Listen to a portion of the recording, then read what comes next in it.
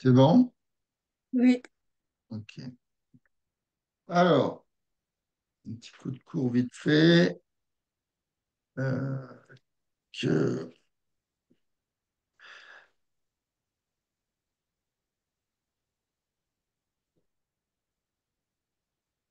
donc, un rayon. Alors, quand tu as une surface entre deux milieux, tu as un milieu N1, en général, c'est l'air, c'est pas toujours le cas, et un autre milieu N2. Ok. Cette partie-là, tu l'appelles comment, là? Cette partie qui sépare? L'axe optique? L'axe optique?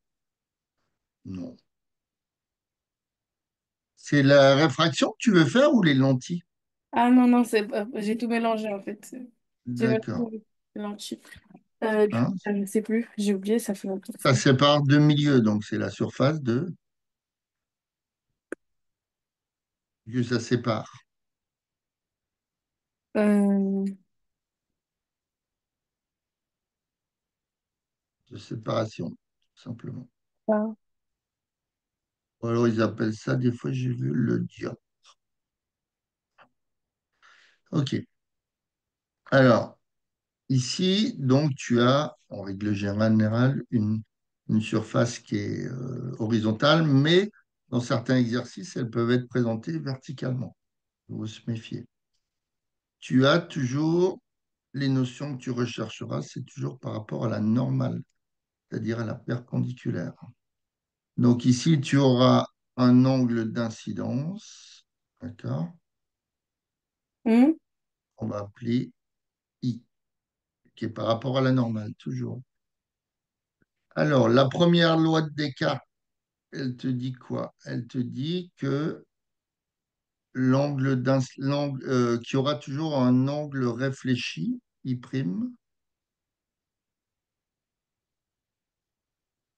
hein. Donc ici, on aura I',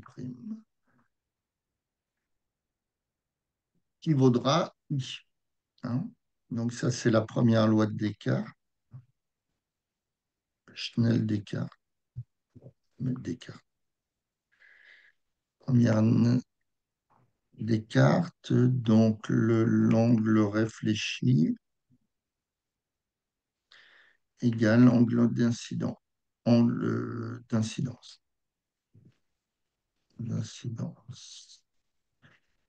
Donc, tu auras l'angle I égale l'angle I'. Et tu as une deuxième loi de Descartes qui te dit que il y a ici un angle qu'on appelle un angle réfracté, qui fait un angle de réfraction R, toujours par rapport à la normale, hein. Donc ça, c'est la deuxième loi.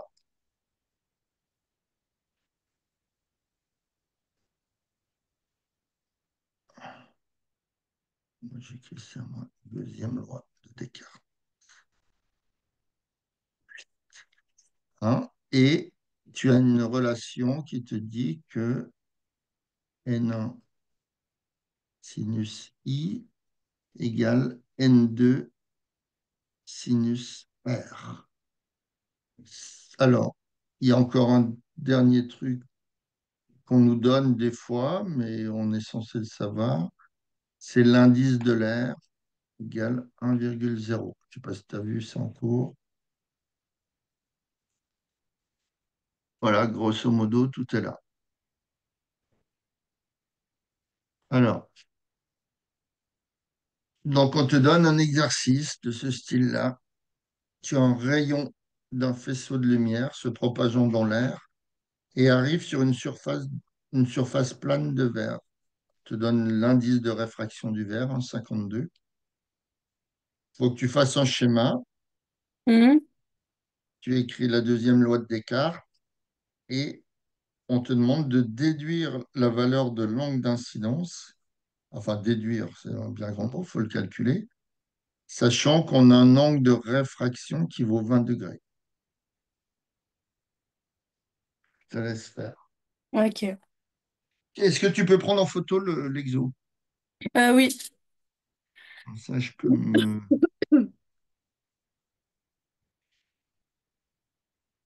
C'est bon. Ok, merci.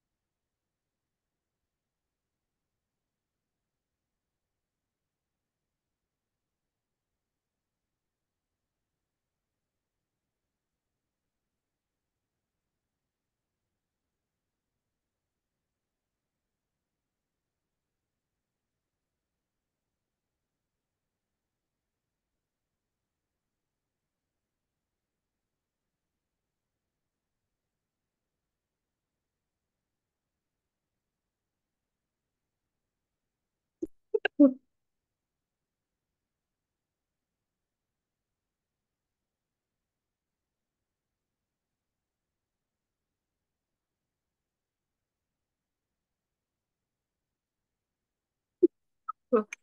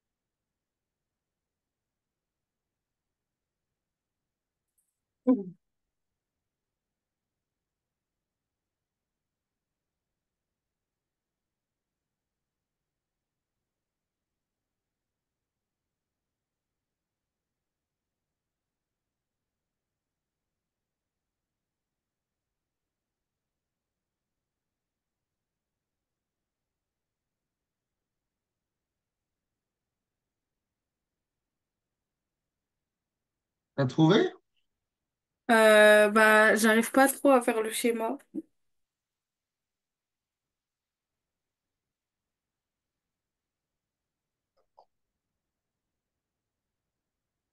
Ouais, faut me le dire si tu bloques à un moment donné. Hmm. Euh, donc, c'est cet exercice-là. Et, bah, il n'y a pas de difficulté particulière à faire un schéma, si? Schématiser la situation. Alors, l'un des rayons d'un faisceau de lumière se propage dans l'air. Ok. Donc, au-dessus, tu as une surface ici, tu as euh, un matériau N1 qui est l'air, puisqu'on te le dit. Donc, N1, c'est 1,0, c'est l'air. Ok. Donc, bah, tu traces ta normale à la surface de séparation. Ok. Et ben, après, tu traces un rayon incident. Ton rayon incident, il arrive comme ça. D'accord? Et on te dit que quoi? On te dit que quoi? En déduire la valeur de l'angle d'incidence. Donc, on ne le connaît pas. On va l'appeler I. Et le rayon incident, il est toujours par rapport à la normale. On est d'accord? Hmm. Donc, voilà, c'est I, ça. OK. Et il va ressortir de l'autre côté avec un rayon de combien ils disent? De 20 degrés. L'angle de réfraction, c'est 20 degrés. Donc, toujours par rapport à la normale. Hein? OK. Et là, tu as l'air ici, avec R égale 20 degrés. Alors, il n'y a pas de difficulté à faire ça, si? Tu Ouais, l'as fait dans le cours, ces trucs-là. ouais, ouais, j'ai fait. En fait, j'étais juste pas sûre que ce que j'avais fait, c'était. Ok. Donc maintenant, on te demande d'énoncer la deuxième loi de Descartes. Donc, qu'est-ce qu'elle dit, la deuxième loi de Descartes?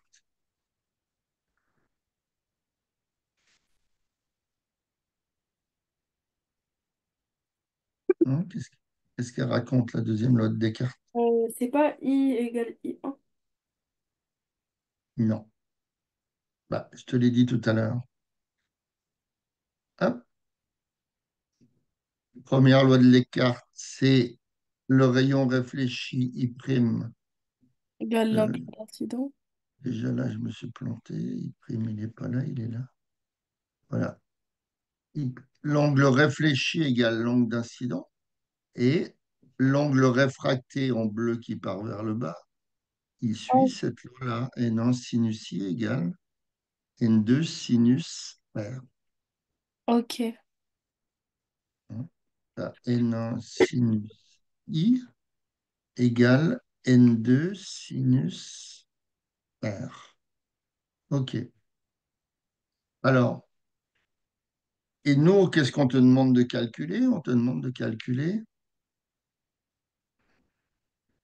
quel angle? Euh, Bah, l'angle de réfraction. Je ne sais pas. Est-ce que c'est marqué ce que tu viens de me dire là? Ah non, l'angle d'incidence. On te demande de calculer l'angle d'incidence. Mm. On connaît, hein, on sait que le rayon, il vient dans l'air. On ne nous le donne pas. Ce que je t'ai dit tout à l'heure, tu es censé le savoir. Pas dur à retenir, hein. L'indice de l'air, c'est 1 ou 1,0. On te dit que ton rayon d'incidence, il arrive dans le verre et tu connais l'angle de réfraction. Donc, on va calculer, qu'est-ce qu'on va calculer? Ce sinus i. D'accord? Oui. On va sortir sinus i.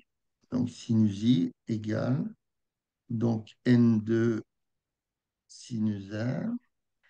Et comme N1, c'est un coefficient de sinus i, ben, il passe en dessous sur N1. OK. Alors, est-ce qu'on peut calculer le sinus de I, hein? N2, on sait que ça vaut combien d'après l'énoncé?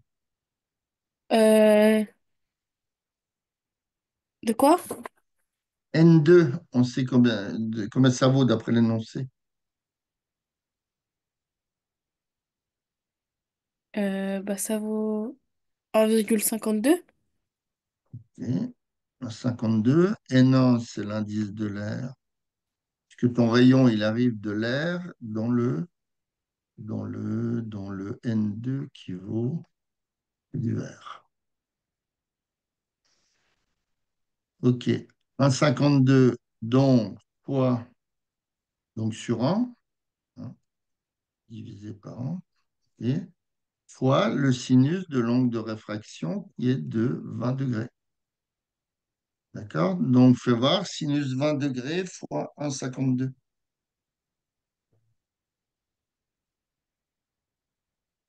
Donc, sinus 20 degrés égale quelque chose fois 1,52.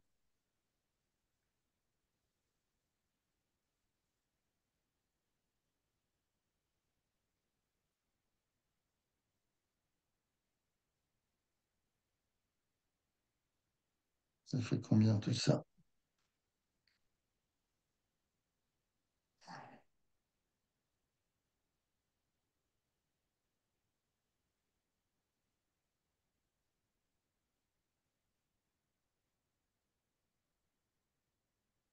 Ça fait 0,5. Alors, 0,519, exactement. Ouais, c'est ça. Égale 0,519.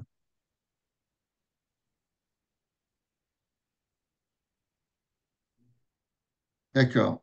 Donc, maintenant que tu as le sinus de l'angle d'incidence qui vaut 0,519,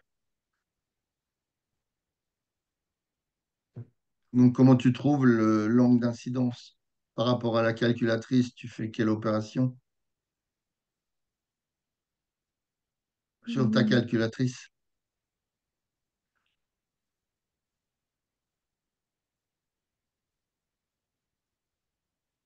Vous en avez pas fait en cours? Hmm. Vous en avez pas fait en cours? De quoi? Bah, des exos comme ça. Pas beaucoup en tout cas. Bah, elle vous a pas montré le ou la prof? Si, mais pas beaucoup de fois, genre on a fait pas beaucoup d'exercices sur ça. Tu prends arc-sin. Ah oui. Soit sin moins un, des fois c'est arc-sin, ça dépend. Hmm. Donc, tu prends arc-in de la valeur du sinus, 0,519. Donc, essaye voir de faire ça sur ta machine, ou sinus moins un. Ok.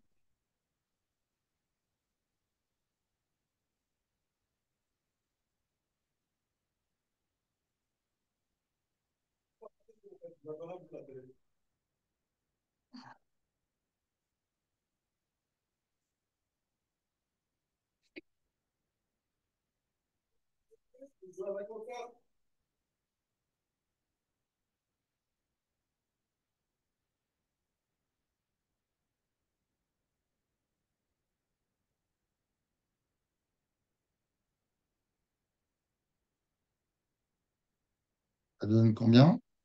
Je suis en train de le faire. Juste, je trouvais pas la touche.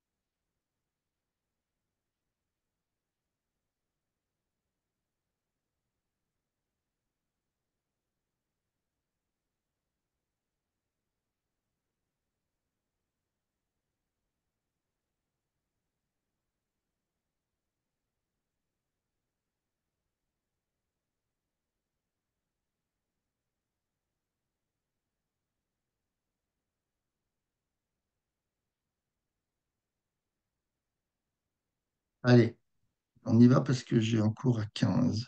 Voilà, c'est sur ma calculatrice, je sais pas. Donc, ça fait 31,26. 31,26 degrés. OK. Alors, est-ce que tu as vu les notions de chiffres significatifs? Oui. OK. Donc, si tu regardes d'après l'énoncé, euh, quand je dis n vert égale en 52, il y a combien de chiffres significatifs? Il y en a trois. Ici, il y en a trois. OK. Là, quand je dis un angle de réfraction de 20 degrés, il y a combien de chiffres significatifs? Euh, Deux. Il y en a deux. OK. Donc, tu ne comptes pas les 10 puissance quelque chose pour les chiffres significatifs et tu ne comptes pas les zéros, tu vois, devant les nombres. 0,122, voilà. Ces zéros-là, on ne les compte pas. OK. Donc là, tu prendras toujours, donc le résultat, c'est avec le moins de chiffres significatifs. Donc le résultat, donc, a deux chiffres significatifs. OK. Donc quand je regarde mon résultat, paf, 31,26. D'accord? Donc, tu peux le donner à 31 degrés. Hein. Donc, l'angle I égale donc 31 degrés. Hein. Tu regardes, puisque tu as deux chiffres significatifs, tu regardes le troisième, là à droite, il est plus près de zéro que de 10. Si tu avais eu 31,78, le 7 étant plus près de 10, tu aurais dit 32 degrés. OK? Oui, Hein, bon, eux, ils l'ont arrondi à 31,3. Ils s'en ont préoccupé des chiffres, mais bon, au bac, il y a des profs qui sont assez exigeants là-dessus, donc il faut s'habituer avec ces chiffres significatifs. OK, allez, ce soit une bonne journée. Au merci à revoir. vous aussi. Au revoir.